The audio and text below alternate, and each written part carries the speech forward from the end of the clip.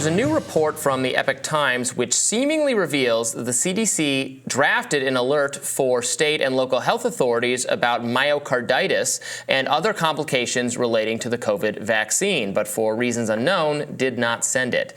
Now, this email that the news outlet obtained, allegedly from Dmitry Daskalakis, the CDC's top official for equity in COVID-19 data and engagement, to two other CDC officials, bears the subject line draft alert on myocarditis and mRNA vaccines.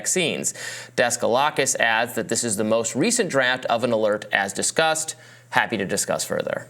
The email is dated May 21st, 2021. 3 days later, the CDC acknowledged for the first time that reported cases of myocarditis existed after receiving a COVID-19 vaccination, and that those levels were higher than expected. However, the agency still recommended that most Americans 12 and older get vaccinated. Here to discuss is Rav Arora, an independent journalist at the Illusion of Consesus podcast. Welcome back to Rising. Hey guys, great to be here.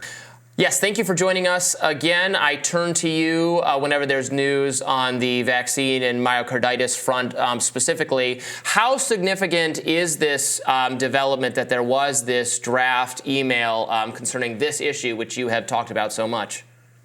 Yeah, I think there should have definitely been an alert and some kind of public engagement on this topic. And you saw there was some earlier reporting just a couple of days prior in the Epoch Times as well that Zachary Steiber, great credit to him for this fantastic reporting about how in April, the CDC, I believe April 27th, the CDC said, Rochelle Walensky in this White House press briefing that they had deliberately looked in over 200 doses given to the American public of the mRNA vaccines, and they could not find a myocarditis signal, when in fact there were hundreds of reports in VAERS already on myocarditis up until that point. They had already consulted with the Israeli Ministry of Health, with the Department of Defense, and there was also the U.S. military as well that reported on cases of vaccine myocarditis in the military, which is kind of unsurprising because that's a kind of concentrated group of younger males who are incredibly fit and healthy, which where myocarditis cases are particularly concentrated. Yet days later, in late April, the public announcement by the CDC was that there's no signal here. And then when you fast forward to May, you have this alert that's drafted, and it's not clear what the alert was going to say. This is very vague, but days later, they do acknowledge that there is a vaccine myocarditis issue, but then they say that, well, the cost-benefit analysis for teenagers and young adults is still to get vaccinated. So they later do acknowledge it, but they don't actually change their tune, and they continue recommending it, which I think is particularly egregious when at that particular point and afterwards as well, we knew the infection fatality rates. We knew who was at risk from COVID. We knew this was primarily concentrated among elderly individuals with comorbidities, people who are obese.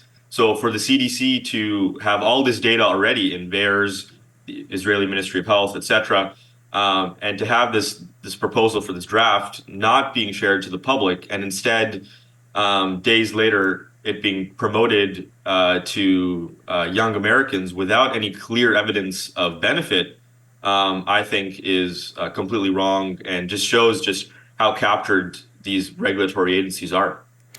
Help me understand, Rav, because my understanding was that although there's an argument to be made about the diminishing or marginal benefits of the COVID vaccine for younger people without comorbidities, as you've described, there are also, when you compare the risks of having heart disease as a consequence of COVID versus the risk of having heart disease as a consequence of the COVID vaccine and myocarditis as a consequence of the COVID vaccine, it's still, even if you think that all being a wash, you shouldn't get the vaccine, the balance comes out in favor of being vaccinated in terms of having a lower incidence of heart rate, at least within every population except for the narrow band of men within a certain age bracket. So was it inaccurate for the CDC to advise that there was still some benefit, even if it is marginal, to young people getting the vaccine?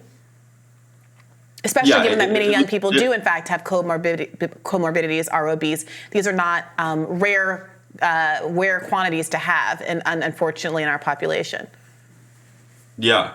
Yeah, no, it was completely inaccurate. And this particular comparison between heart complications from the vaccine versus COVID, I'm not a cardiologist. So initially for me, I was looking at this topic, and I was wondering like what's going on here because you read mainstream media and you listen to Peter Hotez, they're all talking about how the cardiac risks from COVID are far greater than the vaccine. Then I interviewed this guy, Dr. Anish Koka, who distributed COVID vaccines at his own clinic in Philadelphia, Koka Cardiology. I highly recommend you check out his stuff. I interviewed him, and that interview is actually going to be coming out soon. There was an earlier article that I did with him, and we went over this for like 3 hours. And I fact checked him, and we did rigorous research, and he's still operating this clinic. And he explained to me, and this really bears out in the data, is that myocarditis from COVID is fundamentally different from myocarditis from the vaccine because myocarditis from the vaccine particularly affects younger and healthier people. And more importantly than that, because you can still see myocarditis in people in their 40s and 50s, but myocarditis from COVID is not the same thing. It's not myocarditis in any traditional sense. It's more like individuals who are in the hospital who are having multiple complications. They're being pushed over the edge. They're having lung issues, breathing issues. They might not potentially make it, and they're also having cardiac issues. And when you test them, you find elevated cardiac levels. So it's labeled as myocarditis, whereas with vaccine myocarditis, it's just myocarditis. It's not 10 other different things going on and the individual struggling in the hospital with every last breath. It's individuals who otherwise would have been healthy. So those two groups are very, very different. So it's actually an apples and oranges comparison, which is something that I didn't know initially. Thankfully, now I'm educated on this topic. So that comparison doesn't really work when it comes to younger, healthier people. Now, Brianna, you're absolutely right, and this is something that I've debated with some people and talked about, is that in the United States, comorbidities are real. It's not just 0.0000 something percent of the population. There are significant rates of obesity.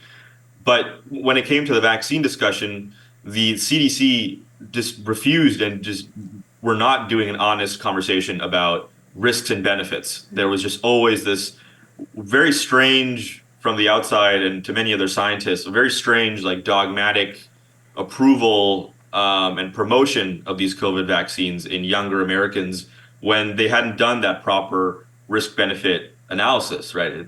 How much are we actually lowering mortality? What are the risks of myocarditis versus, preventing hospitalization from COVID?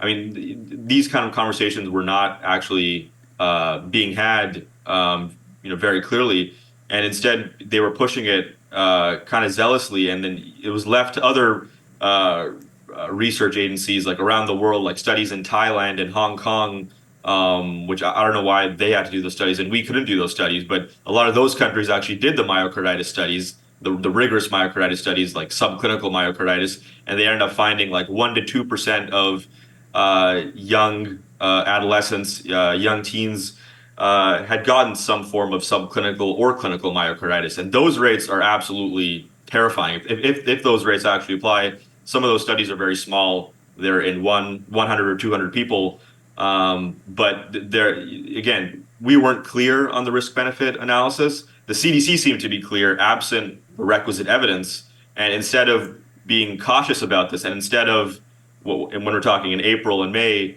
when they had gotten all these reports in VAERS and Israeli Ministry of Health and Department of Defense, instead of being like, oh, let's be careful here, let's maybe recommend this to elderly people or to people who are vulnerable, the CDC never did that. They never did what European countries like Denmark and Sweden and certain Asian countries did. Here we had this, potentially predictably, this very zealous pharmaceutical traditional American approach where it's all about medication, vaccination, just you got to take these products by Pfizer and Moderna, and if you question it, then suddenly you're anti-vax. That's not how science should be done, and the CDC completely failed, in my opinion.